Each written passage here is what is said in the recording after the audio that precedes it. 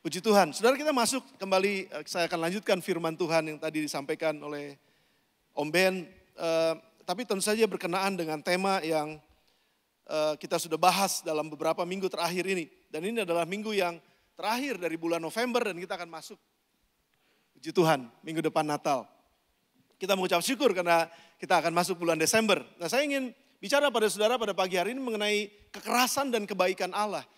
Dan ini firman sudah bicara terlebih dahulu buat saya. Kalau saudara ikuti sepanjang minggu-minggu yang belakangan, khususnya kalau saudara dengar khotbahnya Pak Gani Wiono, itu khotbah yang buat saya itu khotbah yang paling keras. Karena dia betul-betul membuat Tuhan itu jadi balance. Artinya balance nggak cuma dari sisi kebaikannya, tetapi juga dari sisi keadilannya, dari sisi kekerasannya. Bagaimana dia menghukum dosa, bagaimana dia menghukum orang-orang yang keji dan orang-orang yang berdosa, orang-orang fasik. Itu sangat-sangat berbicara buat saya dan saya mengucap syukur kalau saudara juga belajar itu bersama-sama. Nah, pagi ini saudara, saya ingin kita juga melihat kekerasan dan kebaikan Tuhan dalam hal yang seimbang, saudara. Nah, kita hidup dalam peperangan, tentu saja dalam dua pengaruh. Ada pengaruh yang dipenuhi oleh kejahatan, dunia kita kan dipenuhi oleh kejahatan, dunia kita dipenuhi oleh penipuan, pengkhianatan, dan lain sebagainya, saudara. Kalau kita lihat di situ ada orang-orang yang marah, ada orang-orang yang pahit, dan itu saling mempengaruhi satu dengan yang lain. Itu satu sisi kehidupan tersendiri, saudara. Tapi dari sisi yang lain, kita juga mau supaya kita bisa hidup kudus. Dari sisi yang lain kita mau kita bisa hidup benar. Dari sisi yang lain kita mau supaya kita bisa hidup dalam kesucian, hidup di dalam ketaatan, hidup di dalam kesetiaan. Tapi in the same time kita juga hidup di dalam dunia yang memang kontradiksi dengan semua yang kita mau, saudara. Seperti Paulus katakan, aku mau sebetulnya hidup berkenan kepada Tuhan, hidup benar di dalam Tuhan. Tetapi apa daya dagingku ini ngelawan di dalamnya.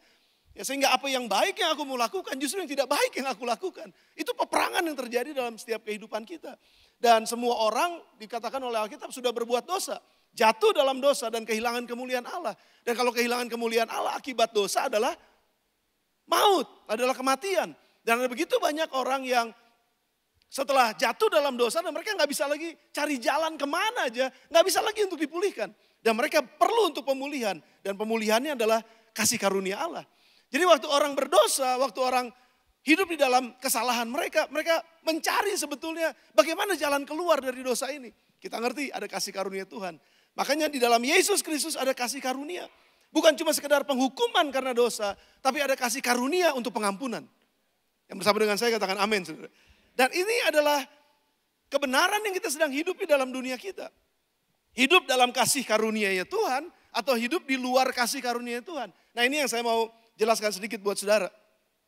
Jadi kalau kita hidup di dalam kasih karunia Tuhan, kita tuh seperti ada dalam sebuah lingkaran gitu, saudara. Ada dalam sebuah perlindungan. Anggaplah di sekitar mimbar ini adalah kasih karunia Tuhan, misalnya. Ya kalau selama saya hidup di dalam sekitar mimbar ini, maka saya aman karena saya ada dalam kasih karunia Tuhan.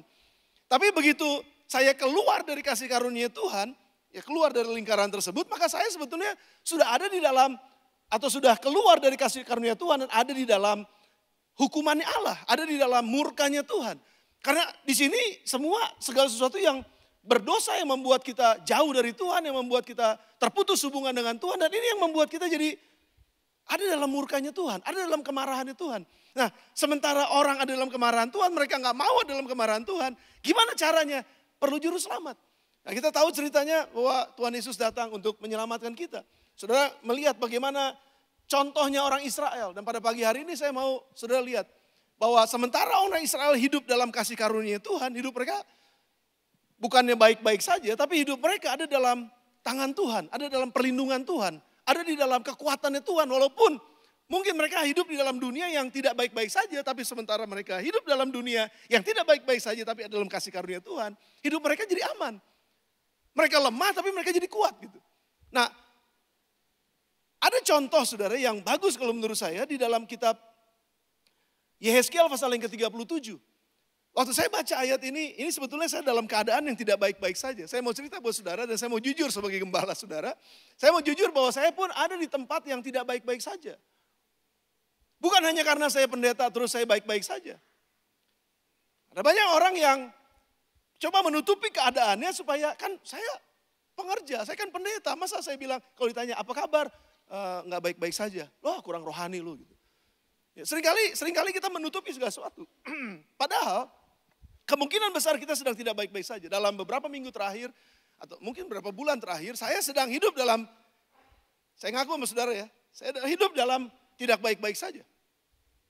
Ada begitu banyak tekanan, ada begitu banyak masalah, ada begitu banyak hal yang membuat saya bisa jadi jauh dari Tuhan, membuat saya bisa terpisah dari kasih karunia Tuhan.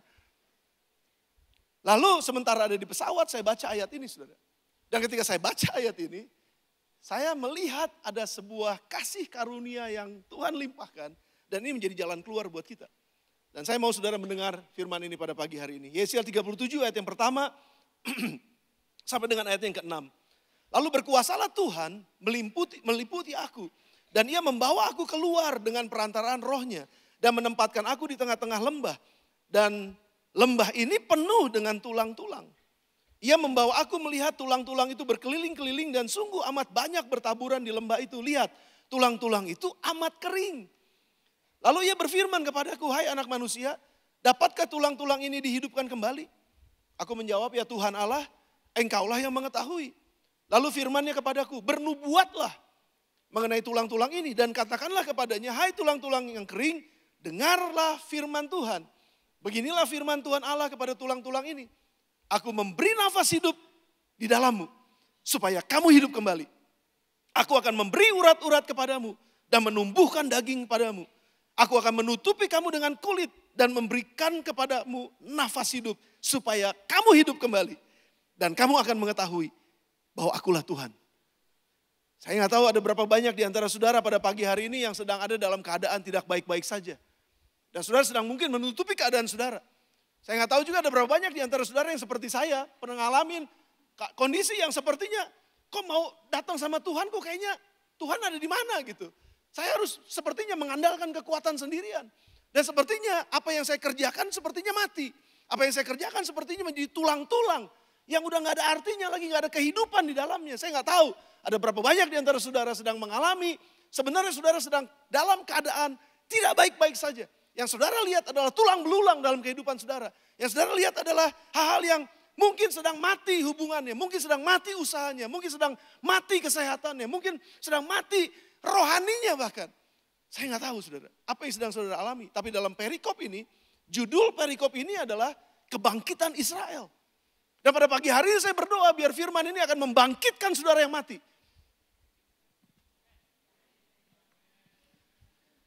Doa saya adalah pagi ini di mana ada kematian, tapi ada dalam hadirat Tuhan, kematian yang akan dibangkitkan oleh Tuhan. Apapun yang menjadi kematian kita, Tuhan sanggup untuk membangkitkan.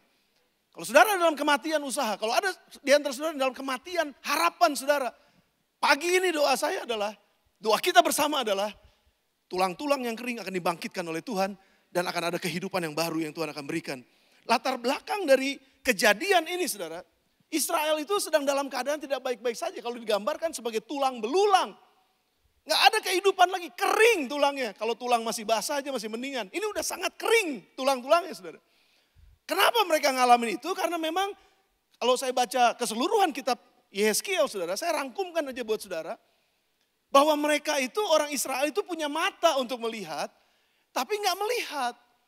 Mereka itu punya telinga untuk mendengar, namun nggak mendengar. Artinya orang-orang yang bebal, mereka tahu kebenaran tapi mereka keluar dari kebenaran. Mereka tahu, mereka ngerti bahwa ada firman Tuhan yang katakan, no, don't go there, jangan pergi ke situ. Tapi mereka tetap mau pergi ke situ. Jangan menyembah berhala, tapi justru mereka menyembah berhala. Jangan hidup di dalam ketidaksucian, hidup dalam kekudusan, tapi justru mereka hidup dalam kenajisan. Dan itu yang menyebabkan orang Israel pada saat itu, perhatikan saudara baik-baik, keluar dari kasih karunia Tuhan. Sehingga ketika mereka keluar dari kasih karunia Tuhan, mereka mengalami yang disebut dengan murkanya Allah. Jadi saudara, kalau kita lihat, kalau kita perhatikan bahwa Tuhan itu Tuhan yang penuh dengan kasih karunia dan dia mau supaya kita hidup di dalamnya. Sudah bersama dengan saya?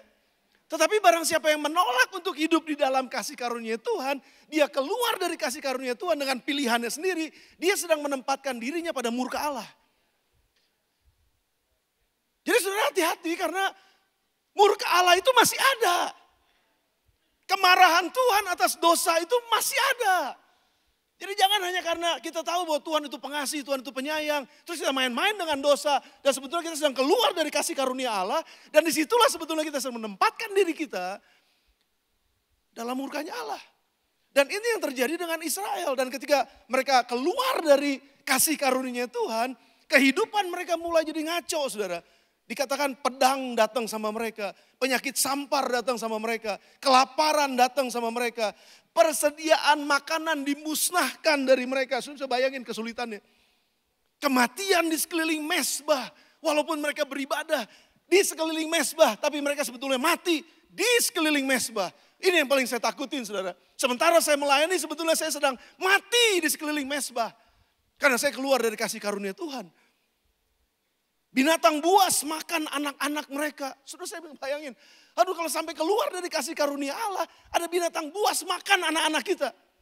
Yang kita udah doain dari kecil. Yang kita udah doakan supaya mereka hidup benar. Tapi ternyata mereka jauh dari Tuhan. Kenapa? Karena mereka keluar dari kasih karunia Tuhan. Dan itu yang menyebabkan orang Israel menjadi mati dan akhirnya menjadi tulang belulang. Bahkan Tuhan dikatakan melawan tanah mereka. Waduh, saudara, waktu saya baca ini ya, nanti saudara baca kitab Yehezkiel. Katanya Tuhan melawan mereka dan melawan tanah mereka. Saudara bisa bayangin, mereka adalah orang agriculture. Mereka adalah orang yang bercocok tanam. Ketika apa yang mereka tanam nggak tumbuh karena dilawan oleh Tuhan, apa yang mereka bisa dapetin, saudara? Kematian yang mereka dapatkan, kelaparan, kekeringan yang mereka dapatkan, akhirnya mereka mati dan akhirnya mereka menjadi tulang belulang. Akibatnya apa? Tuhan membunuh Israel dan mencampakkan mayatnya. Itu firman Tuhan katakan, sudah. Di sekeliling mezbah mereka, sehingga tulang-tulang mereka berserakan di sekeliling mezbah. Nah sekarang bagaimana? Kalau ada orang yang sudah keluar dari kasih karunia Tuhan, ada orang yang mengalami begitu jauh dari Tuhan. Ada orang-orang yang mungkin mengalami, sudah perhatikan baik-baik ya. Ini ada dua hal yang berbeda. Ada orang Israel yang tetap dalam kasih karunia Tuhan. Tapi ada juga orang Israel yang sudah keluar dari kasih karunia Tuhan. Dua-duanya ini karena hidup di dalam dunia yang sama, maka mengalami tanah yang dikutuk oleh Tuhan juga sama. Jadi kemungkinan besar kita adalah orang-orang yang tetap dalam kasih karunia Tuhan, tapi mengalami yang disebut dengan kekeringan dalam hidup kita. Mungkin saja. Kematian sebenarnya di dalam usaha kita, kematian di dalam kesehatan kita, mungkin saja. Walaupun kita ada dalam karunia Tuhan atau hidup dalam kasih karunia Tuhan, mungkin saja. Karena ada orang-orang Israel juga yang tetap hidup dalam kasih karunia Tuhan. Tetapi yang membedakan adalah mereka yang tetap hidup dalam kasih karunia Tuhan punya kekuatan dari hari ke hari karena kasihnya dan rahmatnya selalu baru setiap pagi. Walaupun melewati masa-masa yang sama dengan orang-orang yang jauh dari Tuhan. Walaupun mungkin ngalamin sakit juga. Walaupun mungkin ngalamin kerugian dalam usaha. Walaupun mungkin mengalami ada hal yang kayaknya kok Tuhan kenapa hidup ini jadi tambah susah, jadi tambah berat. Walaupun mengalami itu. Tapi karena ada janji Tuhan mereka hidup dalam kasih karunia Tuhan. Rahmatnya selalu baru setiap pagi. Ada kekuatan Tuhan setiap hari. Buat mereka yang ada dalam kasih karunia Tuhan. Walaupun sekali lagi mengalami hampir-hampir mirip-mirip.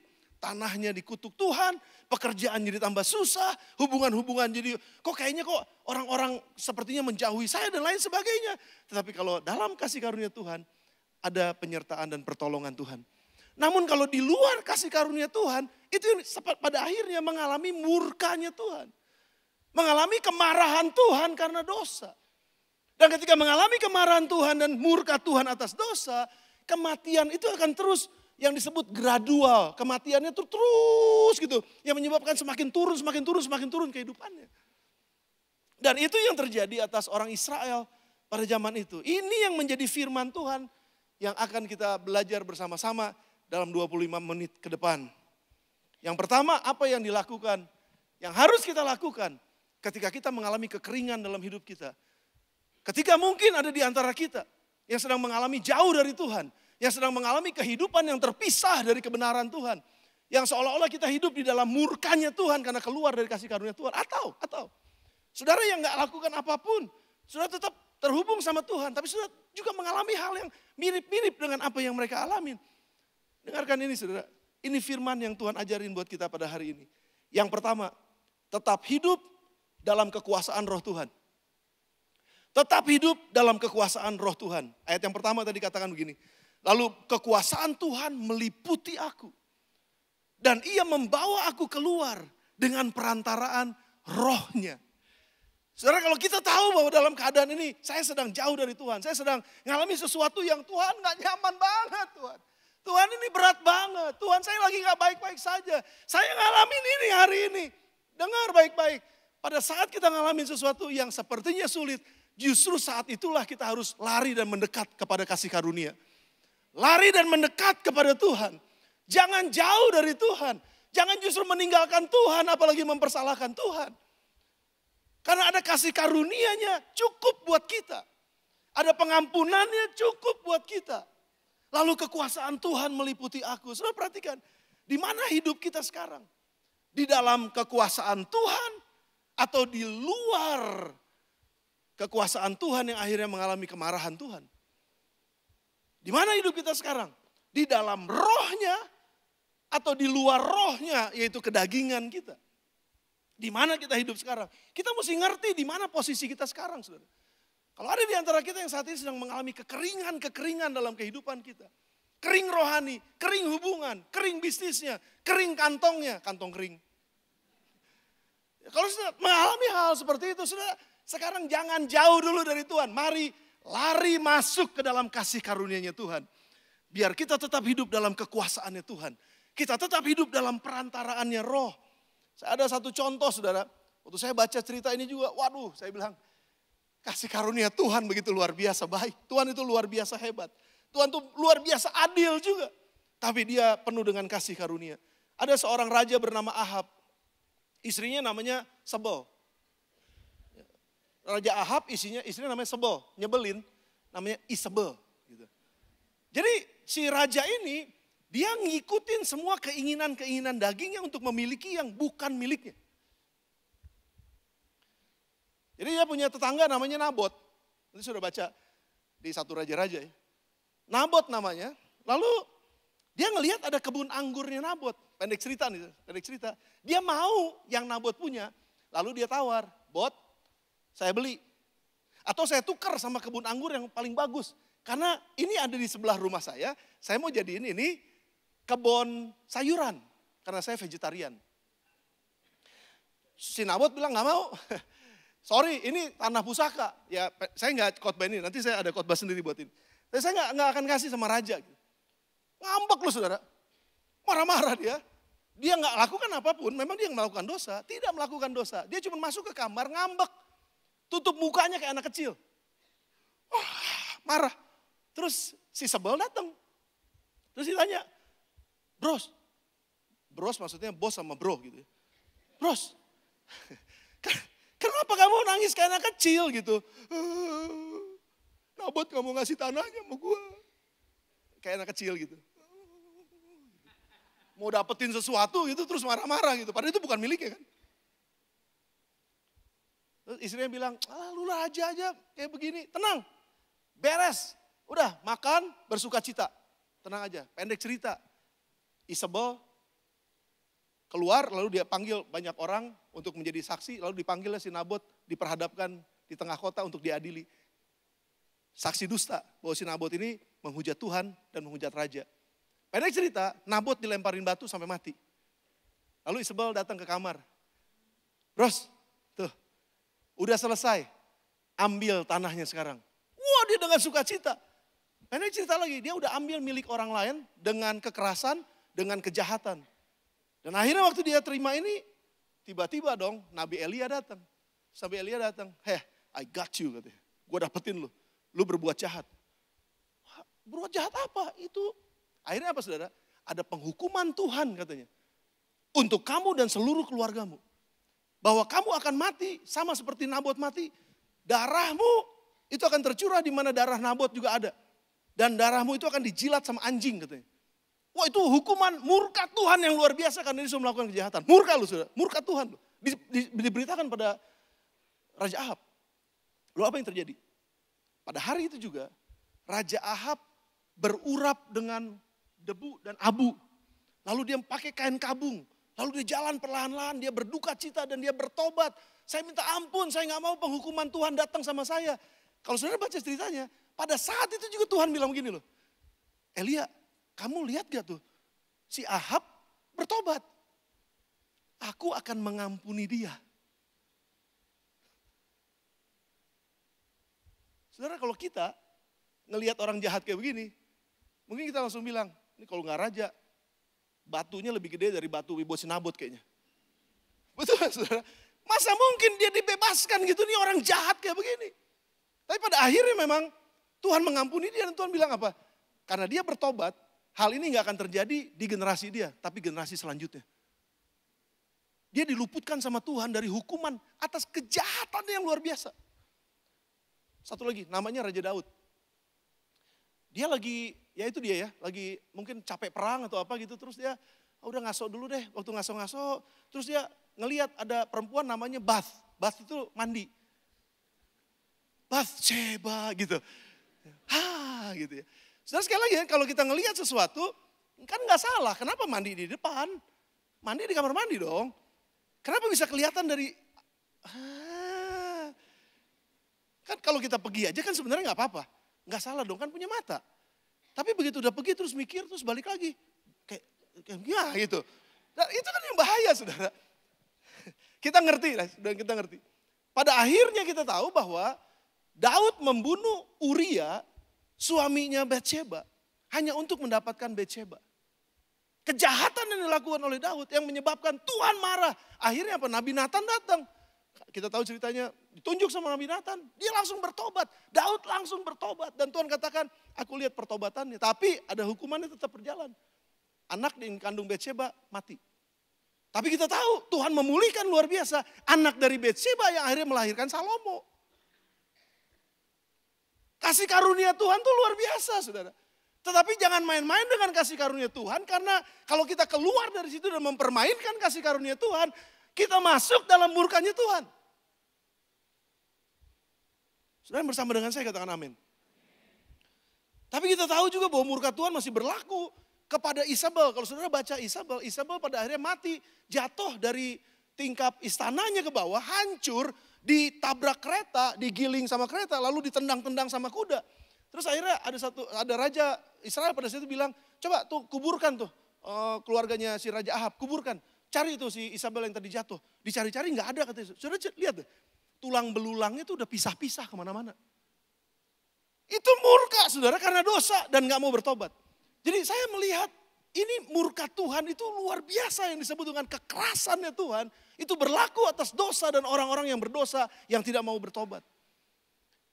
Sekali lagi ini bukan legalisme saudara, tapi ini kebenaran firman Tuhan. Jadi kita nggak bisa melihat Tuhan hanya dari satu sisi semuanya baik-baik saja. Saya berbuat dosa pun dia tetap mengampuni saya.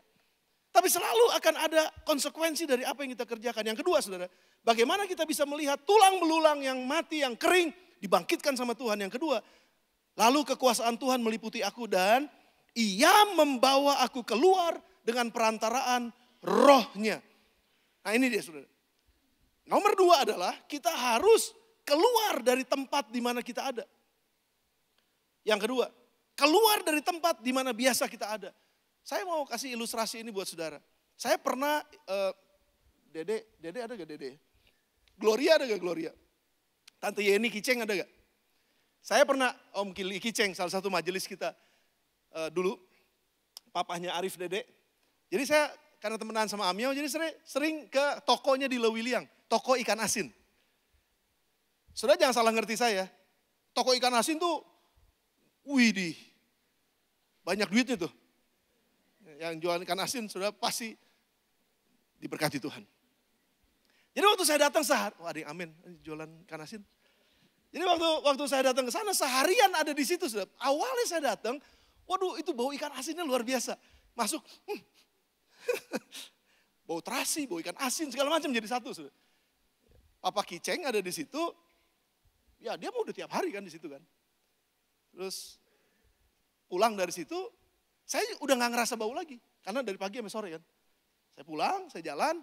Terus begitu sampai biasa langsung ke gereja, biasanya gak pulang ke rumah. Sampai gereja, terus ada berapa teman gitu. Lu bau ikan asin lu. Masa? Saya bilang, iya lu bau ikan asin. Kenapa saudara? Udah terbiasa.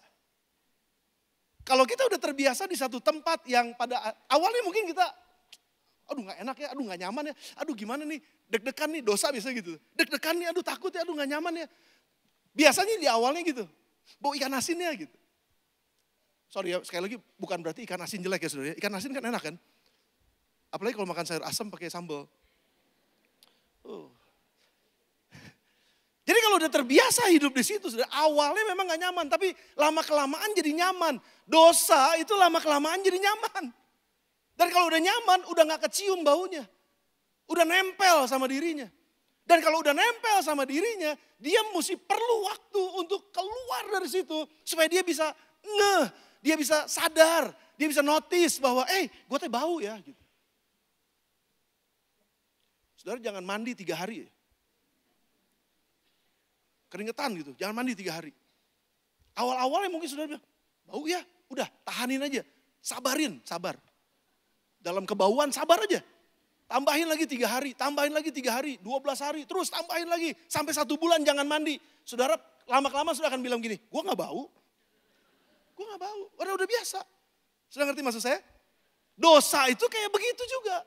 Makanya kenapa di sini dikatakan Tuhan itu dalam rohnya dengan kekuasaannya membawa aku keluar dari situ. Jadi kamu jangan diam di tempatmu sekarang, kamu mesti keluar dari tempatmu. Kalau enggak kamu akan terus menerus ada di situ tanpa kamu sadari bahwa sesungguhnya kamu udah jauh dari Tuhan. Cepat keluar dari situ. Demikian juga dengan kehidupan kita sehari-hari. Lama-kelamaan itu yang disebut dengan 6. Mati rasa. Hati nuraninya udah gak bicara lagi. Hati nuraninya udah terbiasa dengan dosa. Hati nuraninya udah terbiasa dengan semua kesalahan-kesalahan yang pada akhirnya itu terus membawa dia turun ke bawah. Membawa dia semakin jauh dari Tuhan. Akhirnya keluar dari kasih karunia Tuhan. Dan akhirnya hidup tanpa dia sadari. Dia menempatkan dirinya dalam murka Allah. Karena itu keluar dari kasih karunia-Nya Allah. Saudara, saya mau ajak kita semua, ayo kalau kita ada di situ, saya ada di situ. Kita keluar dari situ, cepat keluar dari sana. Tapi jangan lari kemanapun kecuali satu, lari dalam hadirat Tuhan. Lari dalam hadirat Tuhan. Lari dalam kekuatan dan kekuasaannya Tuhan. Ingat Tuhan dan firman-Nya. Jangan lari ke tempat lain. Jangan lari dari masalah saudara, jangan lari dari persoalan saudara, tapi larilah terus. Kalau mau keluar dari masalah, lari masuk ke dalam hadirat Tuhan. Di situ akan ada pertolongan Tuhan. Di sana kita akan menemukan kembali kasih karunia Tuhan. Yang ketiga, lihat masalahnya. Kadang-kadang kalau orang pemain bola, kalau udah main bola kelamaan nih, udah kecapean, saya pernah rasain ini juga. Kalau udah kecapean kita nggak tahu mana benar mana salah. Tapi pelatih kita di depan tahu, di luar tahu. Oh dia udah mulai capek nih. Makanya ada cadangan. Lu keluar dulu sebentar, cadangan masuk. Kenapa? Supaya dia bisa istirahat dulu keluar. Dan waktu dia keluar dia akan bisa ngelihat lagi dengan lebih jernih lagi. Oh iya, gue tadi salah di situ. Sering kali dalam kondisi kehidupan kita capek. Kita mungkin udah dalam keadaan yang lelah, dalam keadaan yang akhirnya out of perspective. Keluar dari perspektif yang benar gitu. Akhirnya kita bisa melakukan sesuatu yang salah. Mungkin saja bisa terjadi saudara. Tetapi ketika kita keluar sebentar, istirahat sebentar. Dan mulai merenungkan lagi, masuk dalam kasih karunia Tuhan. Merenungkan kebenaran Tuhan, merenungkan kebaikan Tuhan, merenungkan kesetiaan Tuhan. Maka di situ kita akan melihat lagi, yes God, saya udah terlalu jauh keluar dari Tuhan. Saya mau kembali kepada kasih karunia. Makanya dia harus membawa kita keluar untuk melihat katanya. Dia mau kita melihat. Yang ketiga, mau kita melihat sesuatu. Lihat masalahnya sekarang. Lihat apa yang menjadi masalah saya. Lihat apa yang menjadi kondisi. Kenapa saya jadi seperti ini. Kita mengevaluasi. Lihat. Kalau di situ dibilang katanya. Ia membawa aku melihat. Tulang-tulang itu berkeliling-keliling. Liatin tulangnya. Setiap hari kamu lewat sini. Saya tahu kata Tuhan. Setiap hari kamu ngeliatin tulang. Saya tahu. Tapi sekarang saatnya kamu lihat tulangnya. Jangan cuma sekedar lewat lihat tulang. Tapi lihat tulangnya. Perhatikan baik-baik. Apa yang terjadi dengan tulang itu? Apa yang terjadi dengan masalahmu? Apa yang terjadi dengan dirimu? Lihat baik-baik ke dalam engkau. Lihat masalahnya. Perhatikan akibat perbuatanmu ini kamu akan keluar dari kasih karunia Tuhan. Coba evaluasi dirimu. Seringkali orang Kristen nih saudara ya, saya mau bilang ini sama saudara, saya termasuk di dalamnya. Seringkali kita nih orang Kristen pura-pura baik. Apa kabar? Oh baik, puji Tuhan. Tapi sebetulnya, ini gak baik-baik saja saudara. Saya ngobrol sama teman-teman majelis. beberapa waktu yang lalu, saya ngaku di depan mereka, teman-teman majelis, tolong doain saya sedang tidak baik-baik saja. Saya dalam keadaan tidak baik-baik saja. Saya dalam keadaan yang gak sehat. Saya dalam keadaan yang terpuruk. Saya dalam keadaan yang berat banget. Saya sedang tidak baik-baik saja. Sudah seringkali kita harus ngaku waktu kita tahu masalah kita. Akuin kesalahan kita. Jangan denial. Jangan coba untuk menutup-nutupi seolah-olah saya rohani gitu. Seolah-olah saya nggak pernah ada masalah gitu. Saudara lihat seolah-olah saya nggak pernah ada masalah kan. Tapi kalau saudara tahu apa yang terjadi, saudara akan tahu bahwa saya juga punya masalah. Tapi kita harus jujur dengan kondisi kita. Lihat baik-baik masalahmu. Lihat baik-baik kehidupanmu, lihat baik-baik sekelilingmu. Apa yang sedang terjadi sebetulnya tidak baik-baik saja. Bahkan tulangnya ini kering luar biasa. Tulang-tulang itu sudah mati dan bahkan kering. Jangan sembunyikan keadaan kita. Hanya karena kita mau kelihatan rohani. Hanya karena takut dianggap tidak rohani waktu saya bilang saya nggak baik-baik saja. Justru saudara, pengakuan itu yang akan menolong kita untuk dipulihkan oleh Tuhan. Kalau kita nggak pernah mau mengakuin kelemahan kita nggak mau mengakuin kesalahan kita, justru di situ kita sedang membawa diri kita sebenarnya keluar dari kasih karunia Tuhan. Hati-hati saudara kalau kita nggak mau ngaku lagi dosa kita, nggak mau lagi ngaku kesalahan kita. Kita mencoba untuk positif kayaknya. Wah kalau bagaimana kabarmu? Puji Tuhan, yes. Kan biasa gitu ya. 1, 2, 3. Oh udah nggak ada ya sekarang. Udah nggak ada 1, 2, 3 sekarang. Pria integritas sekarang. Ya kan biasanya kalau ditanya gimana, kita mencoba untuk positif. Saudara bedakan antara berkata positif dengan mengakui keadaan yang sesungguhnya. Bedain. Memang kita nggak membesar-besarkan masalah kita, tapi kita harus ngaku bahwa saya punya masalah.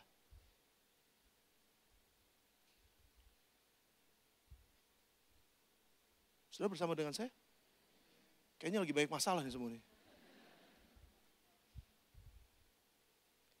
Bedakan bicara positif dengan mengakui keadaan yang sesungguhnya.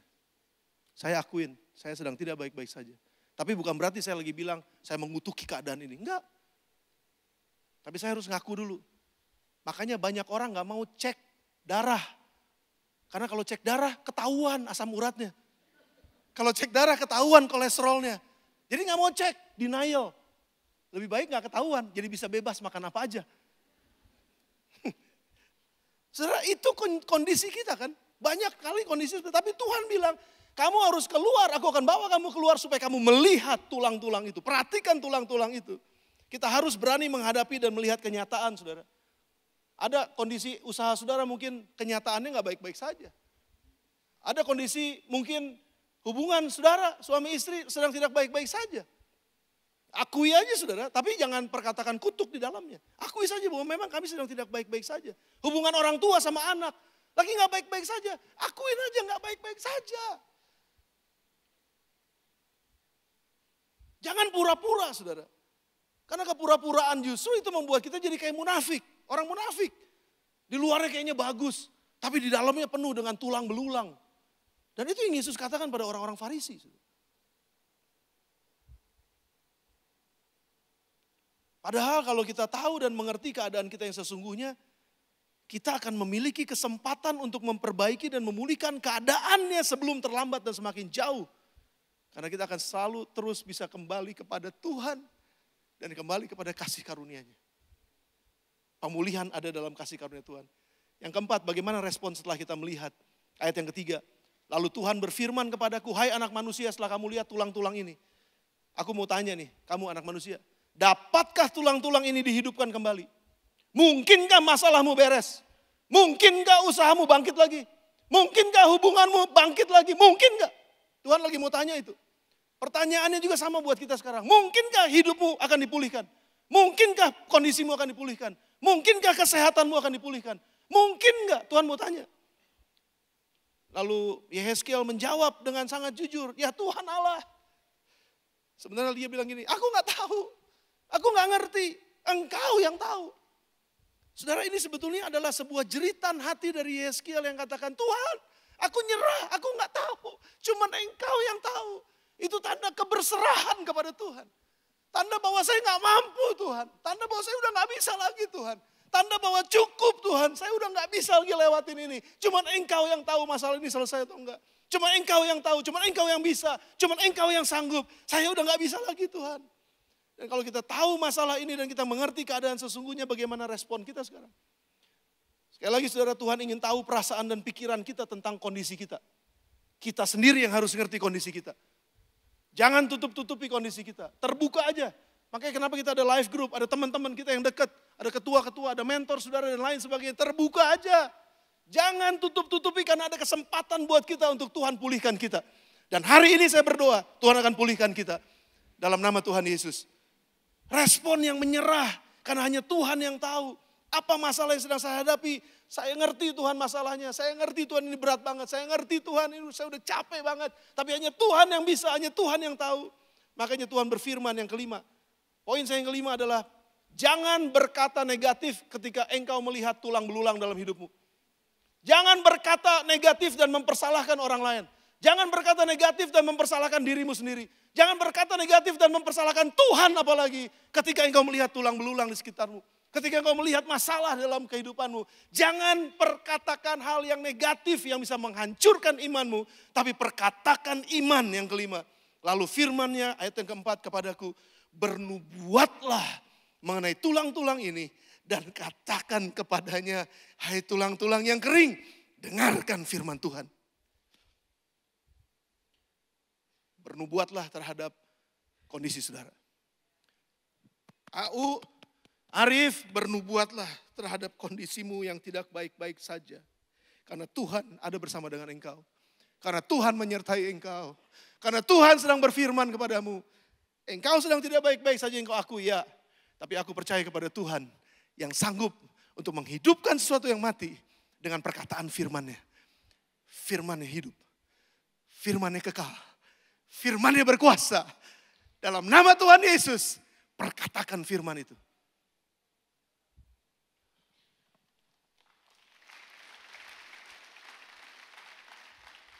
Saya mau ngajak saudara pada pagi hari ini, saya mengundang pemain musik, singers untuk maju ke depan. Perkataan kita akan menentukan dunia kita. Dan perkatakan kepada kondisi kita, situasi kita. Perkatakan bahwa Tuhan menang. Bahwa Tuhan berkuasa. Bahwa Tuhan tidak pernah berubah. Kasih setianya besar dari selama-lamanya sampai selama-lamanya. Haleluya. Aku ngerti Tuhan. Aku sedang tidak baik-baik saja. Aku ngerti Tuhan. Aku sedang dalam keadaan terpuruk. Aku ngerti Tuhan. Aku sedang dalam keadaan jauh dari Tuhan. Aku ngerti Tuhan. Hubunganku dengan Tuhan lagi gak baik-baik saja. Ekonomiku sedang tidak baik-baik saja. Keuanganku tidak sedang baik-baik saja. Hubunganku dengan anak-anak, dengan orang tua sedang tidak baik-baik saja. Aku ngerti Tuhan dan aku gak tahu mesti gimana. Tapi aku mau percaya kepada Tuhan bahwa firman-Mu sanggup untuk membebaskan. Firman-Mu sanggup untuk memulihkan. Firman-Mu sanggup untuk menyembuhkan. Firman-Mu sanggup Tuhan untuk mengubahkan keadaan yang tulang-tulang kering. Itu menjadi hidup kembali dan dibangkitkan. Dalam nama Tuhan Yesus. Saya tutup dengan ayat yang kelima dan ayat yang keenam. Demikian firman Tuhan. Akibat dari menubuatkan sesuatu kepada kondisi kita. Menubuatkan sesuatu pada keadaan kita. Beginilah firman Tuhan Allah kepada tulang-tulang ini. Aku memberi nafas hidup di dalammu tulang-tulang. Dalammu usaha yang mati. Dalammu hubungan yang mati. Dalammu ketiadaan harapan. Aku perkatakan kehidupan. Supaya kamu hidup kembali. Doa saya, hubungan saudara hidup kembali. Rohani saudara hidup kembali. Roh saudara hidup kembali. Harapan saudara hidup kembali. Usahamu hidup kembali. Hubungan-hubunganmu hidup kembali. Dan aku akan memberi urat-urat padamu. Tulang kering, beruratlah. Tulang yang kering, aku akan menumbuhkan daging padamu. Tulang yang kering, aku akan menutupi kamu dengan kulit dan memberikan kamu nafas hidup. Supaya kamu hidup kembali. Now, supaya kamu lihat dan kamu mengetahui bahwa akulah Tuhan.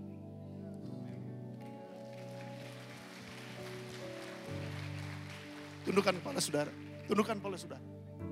Saya digerakkan oleh Tuhan untuk berdoa buat kita pada pagi hari ini. Nggak tahu saudara ada dalam kondisi apa ya? Saya nggak tahu. Kita tahu masing-masing kondisi kita. Saya tahu kondisi saya. Saudara tahu kondisi saudara. Datang sama Tuhan masing-masing.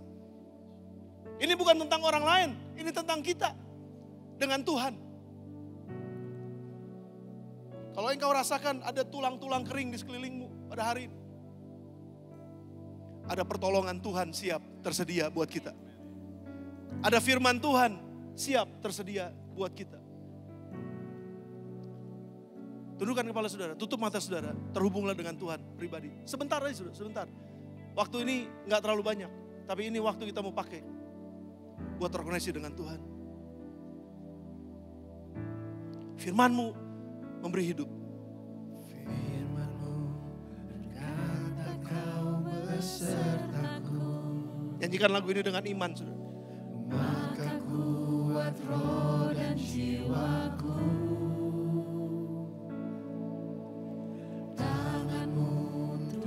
Selalu ku nantikan, di setiap langkah ku percaya, dengan sayap-Mu ku akan terbang tinggi, di tengah badai hidup ku tak menyerah, Kau kekuatan dan perlindungan bagiku. Katakan pertolonganku Tuhan. Pertolonganmu tepat pada waktunya. Di tempat maha tinggi ku mengangkat tanganku, aku berserah, Kau ku nantikan, Kau yang ku sembah. Yesusku, Rajaku. Sementara sekali lagi saudara, tundukkan aja kepala saudara. Tutup mata saudara. Kita datang kepada Tuhan. Sehingga saya akan bantu kita nyanyi lagu ini satu kali lagi. Tapi saya mau, sementara kita nyanyikan lagu ini, mari kita jujur di hadapan Tuhan. Tuhan, aku sedang tidak baik-baik saja. Tuhan, aku tahu, aku sedang tidak baik-baik saja. Tapi aku percaya firman-Mu hidup. Aku percaya firman-Mu berkuasa. Aku percaya kasih karunia-Mu cukup buat aku. Aku percaya pengampunanku tersedia, pengampunanmu tersedia buat aku. Tangan-Mu yang berkuasa akan memegang tanganku. Nah pagi ini kalau ada di antara saudara, yang mungkin apapun yang saudara lihat, tulang-tulang kering di sekitar saudara. Mari angkat dua tangan saudara di hadapan Tuhan. Dan sama-sama biar Tuhan memegang tangan kita. Dan memperkatakan firman-Nya buat kita. Tulang kering yang mati dalam nama Yesus dibangkitkan. Tulang kering yang mati dalam nama Yesus dengan firman Allah akan kembali dihidupkan.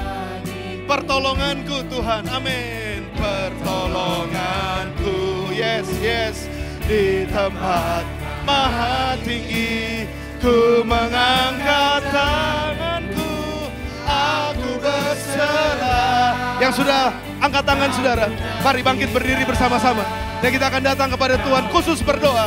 Biar pagi ini terjadi kebangkitan, pagi ini terjadi pemulihan, pagi ini terjadi kelepasan. Dengan sayap-Mu kami akan terbang tinggi Tuhan, amin. Oh, dengan sayap-Mu ku akan terbang tinggi, ya. Di tengah badai hidup, ya. Ku tak menyerah, Kau kekuatan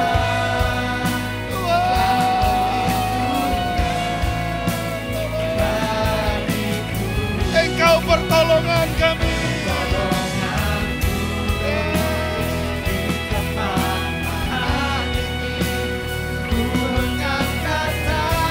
Saat ini Kau bangkitkan yang mati.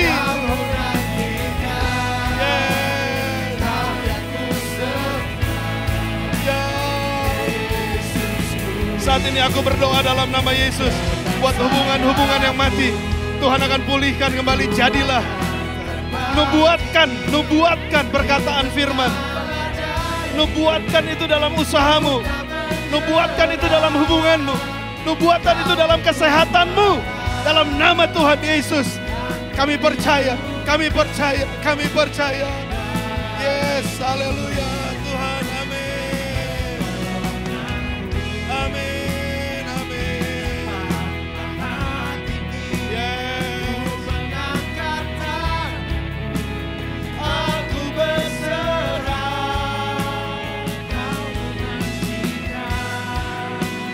Kau yang ku sembah, Yesusku.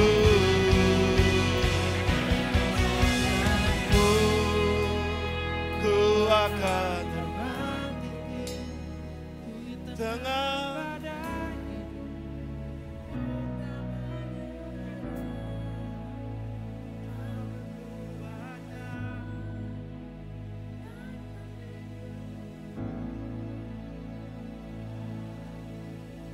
katakan dengan iman, pertolonganku Tuhan.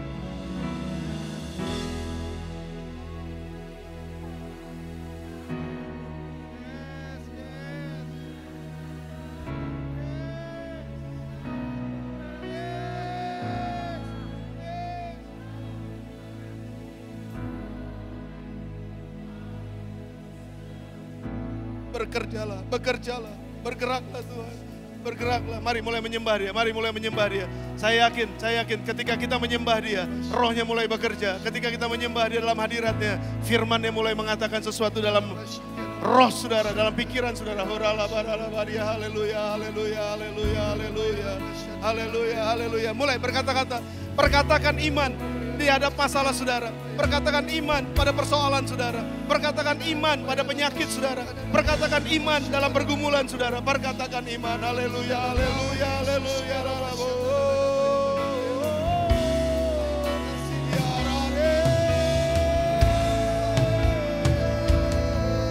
Dalam nama Yesus, Roh Kudus mulai bekerja di tengah-tengah kami. Roh Kudus menerjemahkan firman-Mu buat kami Tuhan, sehingga kami mengerti nubuatan apa yang harus kami sampaikan buat masalah kami dalam nama Tuhan Yesus. Kami percaya ada kemerdekaan, kami percaya ada kelepasan, kami percaya akan ada kekuatan yang baru, ada semangat yang baru, ada ide yang baru, ada wisdom yang baru Tuhan dalam nama Tuhan Yesus. Haleluya. Wisdom yang baru dalam nama Yesus. Ada wisdom yang baru dalam nama Tuhan Yesus. Haleluya. Terima kasih Tuhan. Haleluya. Percayalah bahwa aku menyertai engkau dan tidak akan meninggalkan engkau. Pegang firman ini, katakan. Amin Tuhan.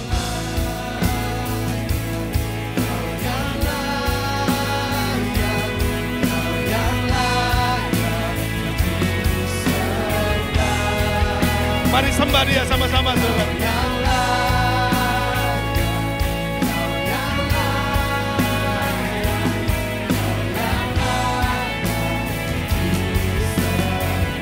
Engkau yang layak, Engkau yang layak.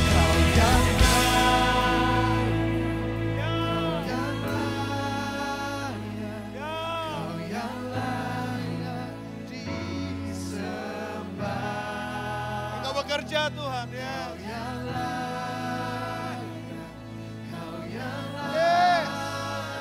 Kau lihat Tuhan, Kau dengar Tuhan, dengar.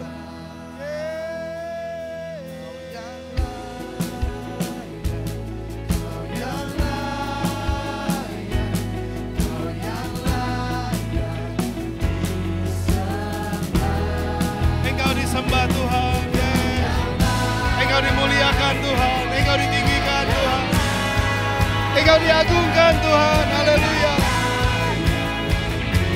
Engkau diagungkan Tuhan, haleluya.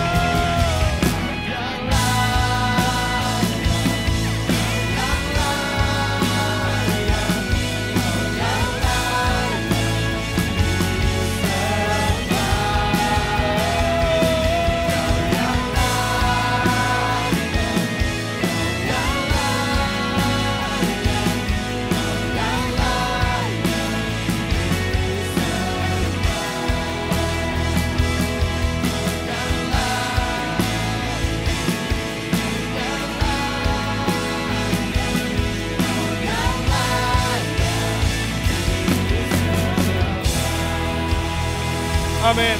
Amin. Kami percaya firman-Mu akan menghidupkan sekali lagi setiap hidup kami dalam nama Tuhan Yesus. Keluar dari tempat ini, kami akan disebut lebih daripada pemenang. Keluar dari tempat ini, kami akan disebut anak-anak Allah yang berkemenangan. Keluar dari tempat ini, kami akan disebut kami adalah biji matanya Tuhan yang disayang sama Tuhan. Terima kasih buat kasih karunia-Mu. Terima kasih buat peringatan-peringatan-Mu. Sehingga kami boleh tetap hidup dalam kasih karunia Tuhan. Kami terima firman ini dalam nama Tuhan Yesus. Dan sekali lagi Engkau sembuhkan setiap yang terluka. Engkau akan membangkitkan setiap yang mati. Dan Engkau juga akan memberikan pemulihan buat setiap yang retak dan hancur. Di dalam nama Tuhan Yesus Kristus. Kami berdoa, kami mengucap syukur. Dan kami terima firman Tuhan. Kami terima firman Tuhan. Dalam nama Yesus. Dalam nama Tuhan Yesus. Dalam nama Tuhan Yesus. Haleluya. Ya sudah, tenang dulu sebentar. Gak apa-apa kita sedikit terlambat. Tenang aja dulu sebentar. Kalau Tuhan masih tahu terus mau bicara buat saudara, sudah jangan terburu-buru. Dalam nama Tuhan Yesus. Dalam nama Tuhan Yesus. Kekuatan-Mu turun.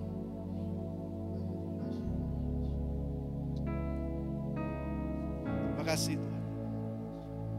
Terima kasih Tuhan.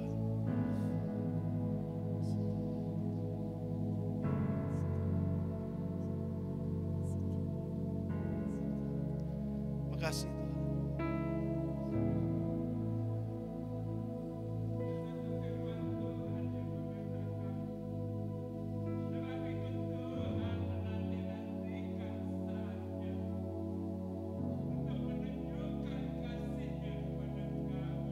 Ya.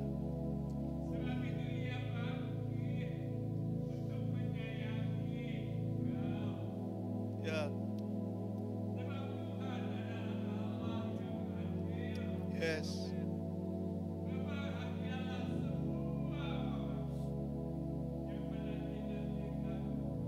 Amin. Amin. Amin.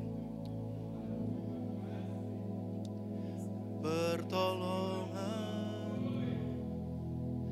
di tempat maha tinggi, ku mengangkat tanganku, aku berserah, kau nantikan, kau yang ku sembah, Yesusku, Rajaku.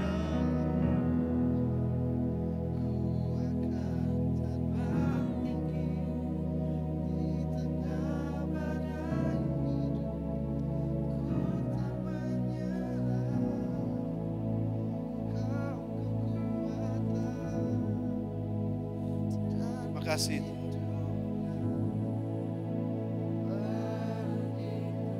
Sekali lagi pertolonganku. Pertolonganku di tempat maha tinggi, ku mengangkat tanganku, aku berserah,